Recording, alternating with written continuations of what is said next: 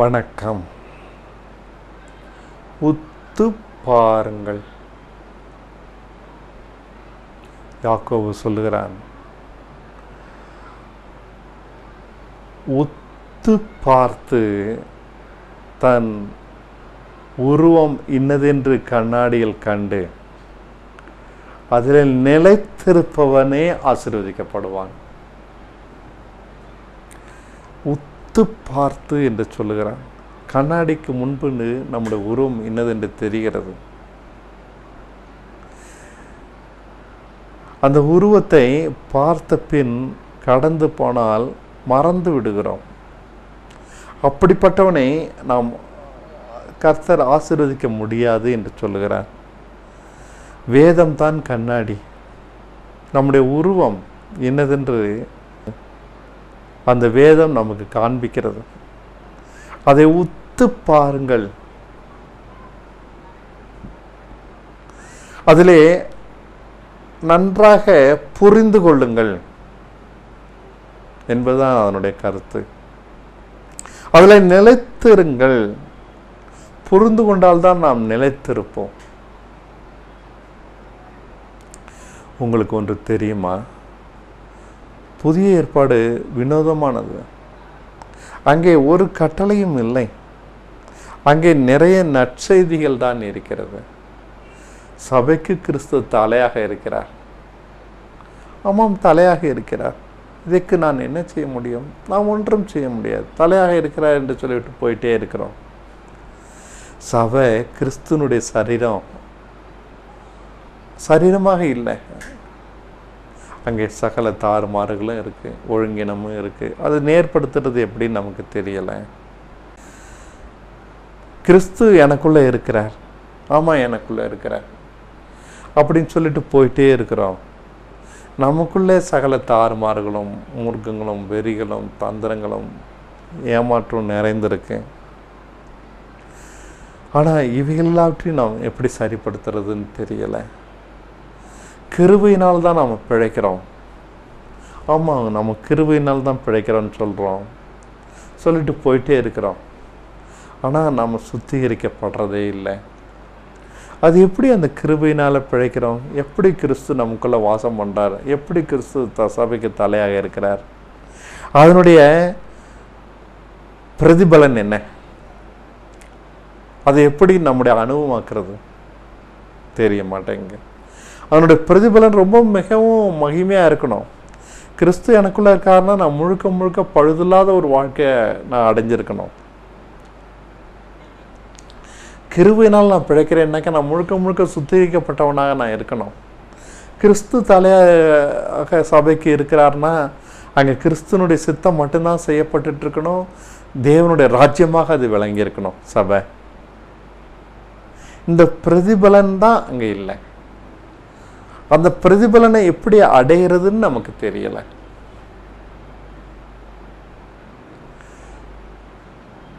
நாம் பார்க்குறோம், வேதம் கண்ணாடி அது காட்டுது உனக்குள்ள கிறிஸ்து இருக்கிறான்னு சொல்லி.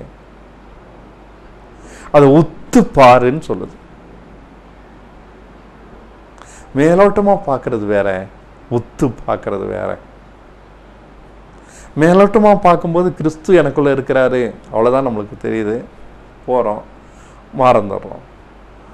கிறிஸ்து சபைக்கு தலையாக இருக்கிறாரு, மேலோட்டமாக பார்க்குறோம், போகிறோம், மறந்துடுறோம். சபை தாறுமாறாக தான் இருக்குது. என் வாழ்க்கையும் தாறுமாறாக தான் இருக்குது. கிருபையினால் நாம் பிழைக்கிறோம், கிரியினால் நாம் பிழைக்கலை. படிக்கிறோம், ஆமாம், கிருபையினால் தான் பிழைக்கிறோம். நற்செய்தி, நாம் வேதத்தில் படிக்கிறதெல்லாம் நற்செய்திகள். அந்த நற்செய்திகளை அனுபவமாக்கணும்னா உத்து பார்க்கணும். அதில் அப்பந்தான் நிலைச்சிருப்போம்.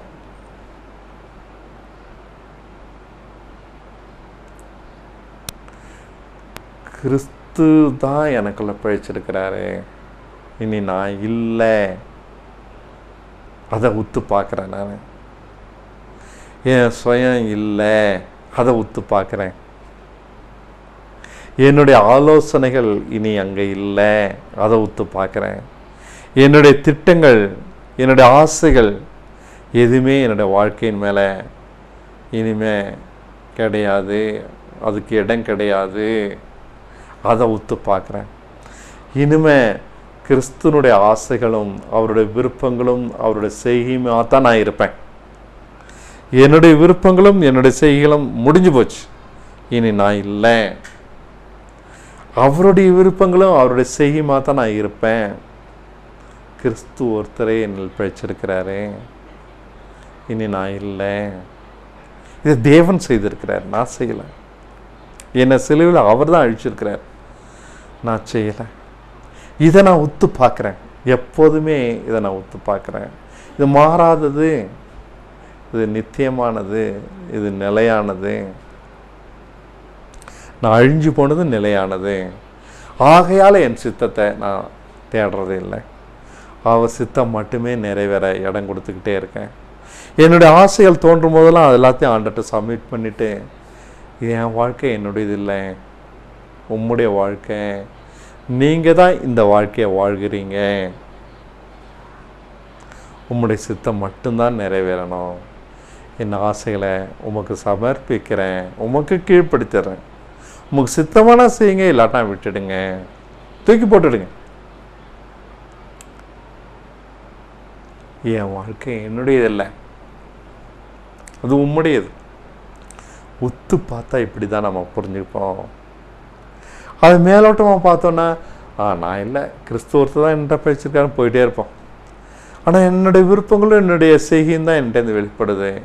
கிறிஸ்துவனுடைய விருப்பமும் கிறிஸ்துவனுடைய செய்கையும் வெளிப்படுறது இல்லை. நாம் சுயமாக பிழைச்சிக்கிட்டு கிறிஸ்துவனால் பிழைக்கிறதா நினச்சிக்கிறோம். அதனால தான் பலவித தாறுமாறுகளும் குழப்பங்களும் நம்முடைய வாழ்க்கையில் நிறைஞ்சிருக்கு. எதுவுமே என்னுடையது இல்லை. என்னுடைய பிரச்சனைகளும் என்னுடையது இல்லை, என்னுடைய கவலைகளும் என்னுடையது இல்லை, என்னுடைய கடன்களும் என்னுடையதில்லை, என்னுடைய தேவைகளும் என்னுடையதில்லை, என்னுடைய குடும்பமோ என்னுடைய பிள்ளைகளோ என்னுடைய மதிப்போ மரியாதையோ எதிர்காலமோ எதுவுமே என்னுடையதில்லை. உத்து பார்க்குறேன். இனி நான் அல்லன்றதுக்கு அர்த்தம் எவ்வளோ பெருசு. நான் அவருடைய மரணத்தில் இணைஞ்சிருக்கிறேன். உத்து பார்க்குறேன். அவரோட மரணம் முடிஞ்சு போன ஒரு விஷயம், இல்லாமல் போன ஒன்று. அதில் இணைஞ்சதுனால நானும் முடிஞ்சு போன ஒரு விஷயம், இல்லாமல் போனது. என்னோடய வாழ்க்கை இல்லாமல் போனது. எப்படி ஒரு 100 வருஷத்துக்கு முன்னாடி இருந்த என்னுடைய முன்னோரெல்லாம் இல்லாமல் போயிட்டாங்களோ, அதேபோல் நானும் இல்லாமல் போயிட்டேன். இனிமேல் என்ன உயிரோடு கொண்டாட முடியாது. உத்து பார்க்குறேன். நான் இல்லை, அவரோட மரணத்தில் இணைஞ்சிருக்கேன், அவரோட உயிர்த்தெழுந்த சாயலில் இணைஞ்சிருக்கேன், அவருடைய பரிபூர்ணத்தில் நான் இணைஞ்சிருக்கேன், அவருடைய அன்பில், ஞானத்தில், நீதியில், உண்மையில், தாழ்மையில், நீங்கள் என்னெல்லாம் அவர்கிட்ட இருக்குன்னு சொல்கிறீங்களோ அத்தனையிலையும் நான் இணைஞ்சிருக்கேன், ஒன்றா இருக்கேன். அத்தனை எனக்குள்ளே இருக்குது. அவர்கிட்ட இருக்கிற வண்ணமாகவே எனக்குள்ளேயும் இருக்கேன். அவருடைய பகுதியாக, அவருடைய எக்ஸ்டென்ஷனாக நான் இருக்கேன். அவருடைய பூரணமாக நான் இருக்கேன். அவர் எப்படி இருப்பாரோ அப்படி தான் நானும். உத்து பார்க்குறேன். அதில் நிலைச்சிருந்தா தான் நான் இப்படியா நிலைச்சிருக்கும் போது நான் ஆசீர்வதிக்கப்படுவோம். இப்படியான ஒரு வாழ்க்கையை எனக்கு மட்டும் இல்லை, நம் அனைவருக்கும் அவர் ஏற்படுத்தி கொடுத்துருக்கிறாரு. அதை உத்து பார்க்காதனால புரிஞ்சுக்கொள்றதில்ல, புரிஞ்சுக்கிடாதனால அதில் நிலைச்சிருக்கிறதில்ல, மறந்து போயிடுறோம். அதனால நாம் ஆசீர்வதிக்கப்படலை.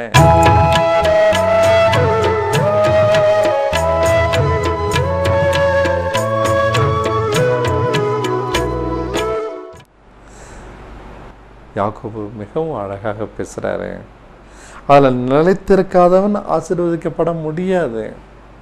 வசனத்தை படிக்கிறதுனால இல்லை, அதை கை கொள்கிறவனே ஆசீர்வதிக்கப்படுவான். பொய் சொல்ல முடியாது, திருட முடியாது, திருடக்கூடாதுன்றதெல்லாம் இப்போ இல்லை.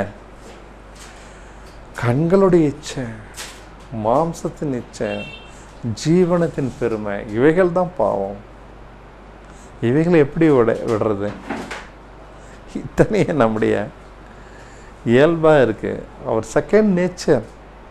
ஜீவனத்தின் பெருமை செகண்ட் நேச்சர். கண்களுடைய இச்சை செகண்ட் நேச்சர். இவைகளை எப்படி உடைச்சு போட முடியும்? முடியாது. கிறிஸ்துவோடு இணைஞ்சிருக்கிறேன். என்னுடைய ஆசைகளை அவருக்கு விட்டுட்டு கிறிஸ்துவோடு இணைஞ்சிருக்கிறேன்னு அவருடைய விருப்பத்துக்கு மட்டும் நாம் இடம் கொடுக்குறோம். அங்கே ஒரு ஃபில்டர் இருக்குது. என்னுடைய ஆசைகளுக்கு ஒரு ஃபில்டர். அவருடைய விருப்பம் மட்டும்தான் என்கிட்ட செயல்படும். என்னோடய விருப்பங்கள்லாம் அடங்கி போயிடும். உதறி தூக்கி போட்டுருவார் அவர். என்னோடய ஜீவனத்தின் பெருமைக்கு அங்கே இடமே இல்லை. இப்படிலாம் நான் என்னை பற்றி உயர்வான்னு நினச்சினா அத்தனையும் உடச்சி போட்டுறாரு. தூக்கி போட்டு கால் கீழே போட்டு மீச்சு அவமானப்படுத்தி ஒன்றும் இல்லாமல் ஆக்கி இவ்வளோதாண்டா நீன்னு தொங்க விடுறாரு வானத்துலேருந்து. யோபு பற்றி அப்படி தான் சொல்கிறார். வானத்துலேருந்து தொங்க விடுறாரு. அப்படி நம்முடைய பெருமைகளை எல்லாவற்றையும் காலங்கீழே போட்டு மிதிச்சு அங்கே ஒரு ஃபில்டர் இருக்கு. இனி நான் இல்லை, அதான் அந்த ஃபில்டர். கிறிஸ்துவே என்னில் பிழைத்திருக்கிறார். அவருடைய ஆளுகை, அவருடைய விருப்பம், அவருடைய சித்தம், அவருடைய செய்கை மட்டும்தான் என்கிட்ட இருந்து வெளிப்படும். ஆகையால் நான் இந்த உலகத்துக்குரியவன் இல்லை. நான் ஆசைப்படுறதெல்லாம் நான் செய்ய முடியாது, அடைய முடியாது. அதனால தேடுறதில்லை. நாம் ஆசைப்படுற எதையும் அடையலை, ஆனால் தேடிக்கிட்டே இருக்கிறோம். ஏன்னா நம்முடைய இது வாழ்க்கை நம்ம நினச்சிக்கிட்டு இருக்கோம். நாம் கண்ணாடியில் பார்த்த இந்த தரிசனத்தை மறந்து அப்பால போயிடுறோம். அப்பால போனதுக்கப்புறம் மறந்துடுறோம். இதை மறக்கக்கூடாது. நான் இல்லைன்றதை மறக்கக்கூடாது. ஒவ்வொரு வசனத்தையும் உண்மையாக விசுவாசிக்கணும்.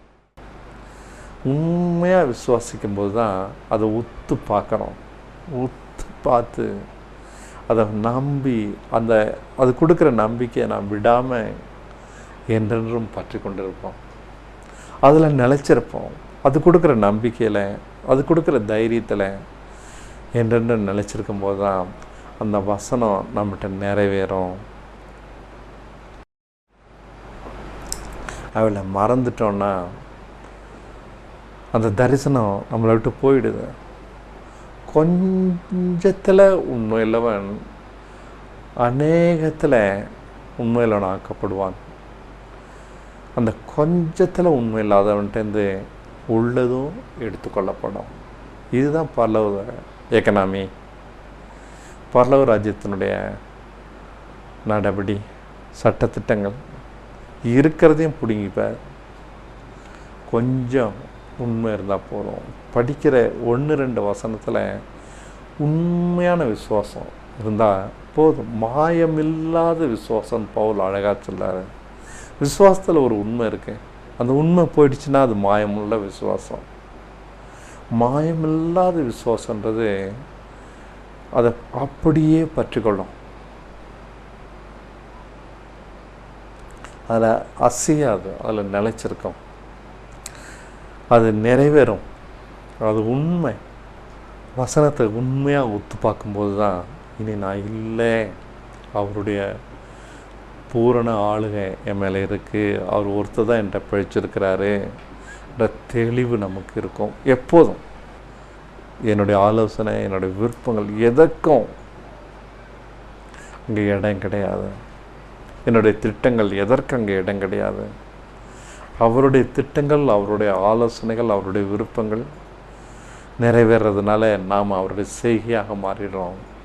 இயேசு கிறிஸ்துவ மாதிரி பழுதில்லாத ஒரு வாழ்க்கை, குற்றமில்லாத ஒரு வாழ்க்கை, மாசில்லாத ஒருவராலும் கண்டிக்க முடியாத ஒரு வாழ்க்கை நாம் வாழ முடியுது. தேவனுக்கு முன்னாடி, மனுஷருக்கு முன்னாடி அல்ல.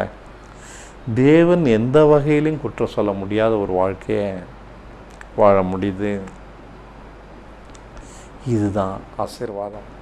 தேவனால் நியாயந்திருக்க முடியாத ஒரு வாழ்க்கை, அதுதான் ஆசீர்வாதம். அந்த வாழ்க்கை வசனத்தை உத்து உத்து பார்க்கறதுனால நமக்கு கிடைக்குது. எப்படி சுவிசேஷம் ஒரு நற்செய்தியோ அதே போல் கிறிஸ்துவை போல பூரணத்தை அடைவதும் ஒரு நற்செய்தி தான்.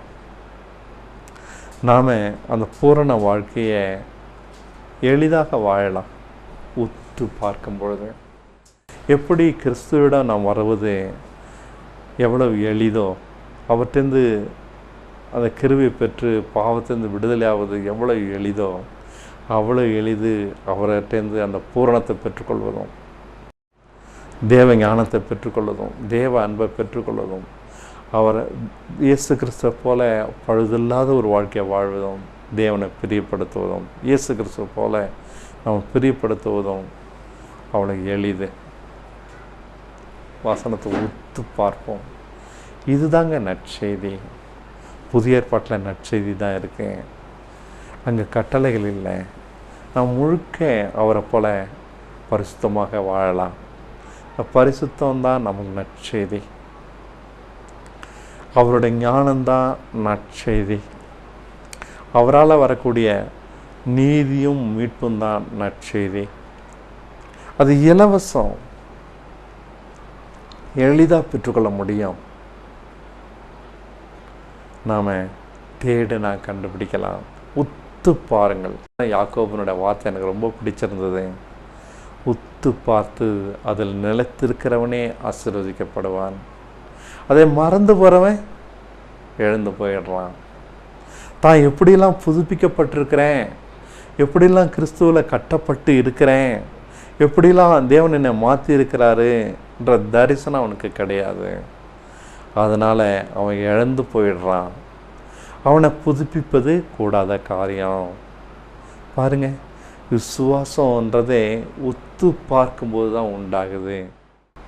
விசுவாசன்றது ஒரு லாங்குவேஜ். அதை கற்றுக்கணும்.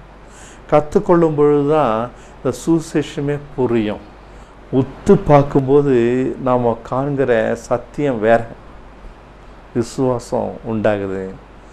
அப்போ அந்த சுவிசேஷம் விளங்குது. நான் கிறிஸ்துவனுடைய அளவு புதிதாக்கப்பட்டிருக்கேன். அவருடைய நீதியிலையும் ஞானத்திலையும் அன்புலையும் பரிசுத்தத்திலையும் மீட்பிலையும் நான் பூர்ணமான ஒரு மனுஷன். இயேசு கிறிஸ்து இல்லாத எதுவுமே என்னிடத்தில் கிடையாது. அவர்கிட்ட இருக்கிற அனைத்தும் என்கிட்ட இருக்கு. இந்த ஒரு நிச்சயத்தை நீங்கள் பெற்றுக்கொள்ள முடியும். பாவ சரீரம் ஒழிஞ்சு போச்சு, பழைய மனுஷன் நம்ம இல்லை, அவரோட மரணத்தின் சாயலில் இணைக்கப்பட்டிருக்கேன், அவரோட உயிர்த்தெழுந்த சாயலையும் இணைக்கப்பட்டிருக்கேன்னு நம்ம தைரியமாக எதிர்த்து நிற்போம். நம்மளை குறித்து 1000 பேர் அவதூறு சொல்லட்டும், குறை சொல்லட்டும், நமக்கு அதெல்லாம் அவசியம் இல்லை. தேவன் நம்மளை பார்த்து என்ன சொல்கிறான்றதான் எனக்கு முக்கியம். அவர் நம்மளை குறித்து நற்சாட்சி கொடுத்து கொண்டே இருப்பார். இயேசு கிறிஸ்துக்கு எந்த அளவு நற்சாட்சி கொடுத்தாரோ அந்த அளவு நீங்களும் பெறலாம், நானும் பெறலாம். ஆகையால் வசனம் கொடுக்கிற தரிசனத்தை ஒத்து பாருங்க. அது ஒரு கண்ணாடி. உங்களை எப்படியெல்லாம் தேவன் மாற்றி இருக்கிறாரு அப்படின்னு உங்களை அது படம் பிடித்து காண்பிக்குது. அதான் நற்செய்தி.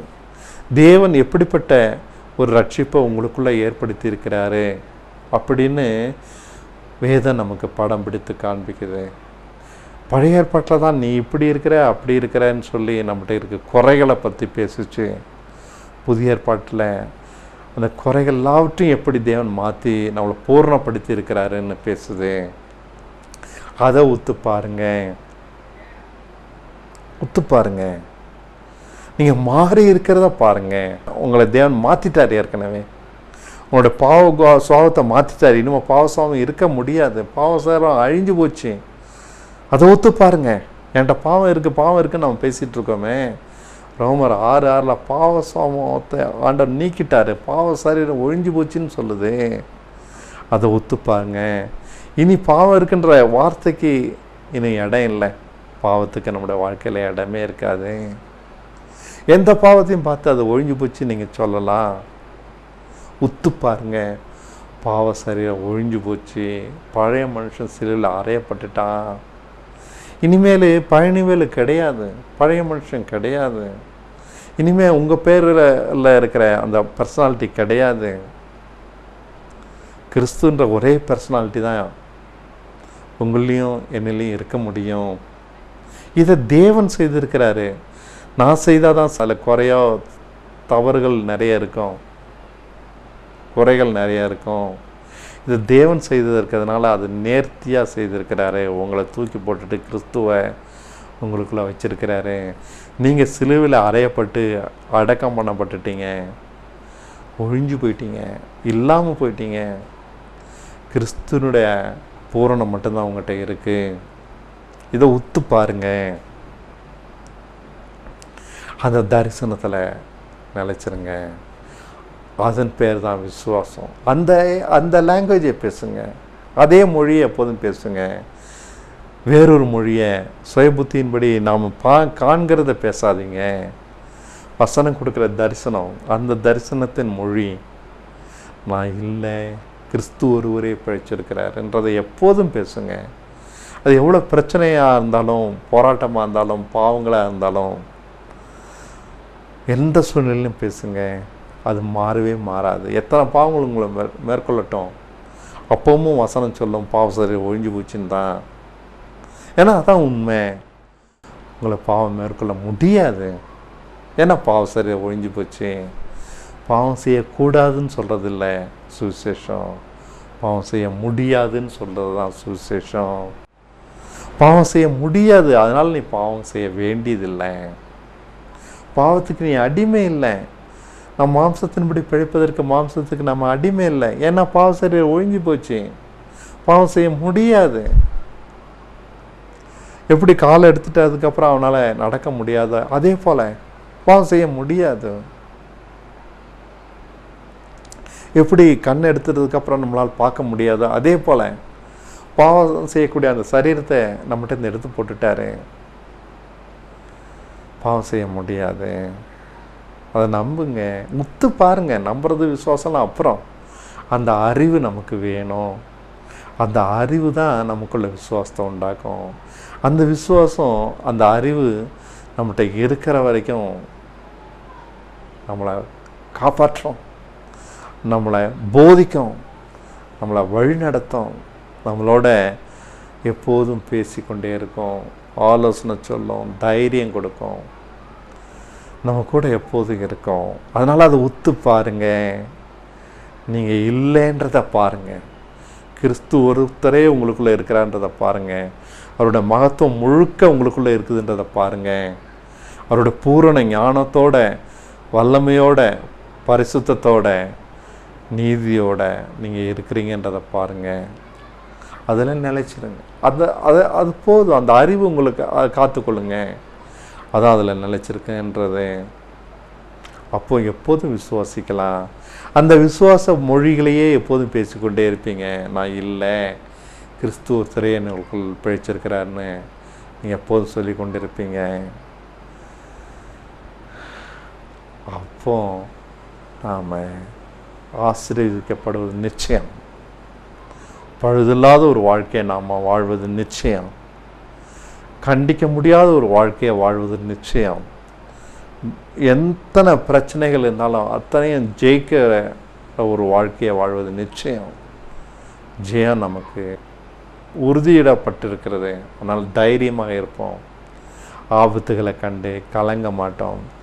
பயமில்லாத, கவலை இல்லாத ஒரு வாழ்க்கை நம்ம வாழ்வோம். நன்றி. மற்றொரு தருணம் வரும்போது சந்திக்கிறேன்.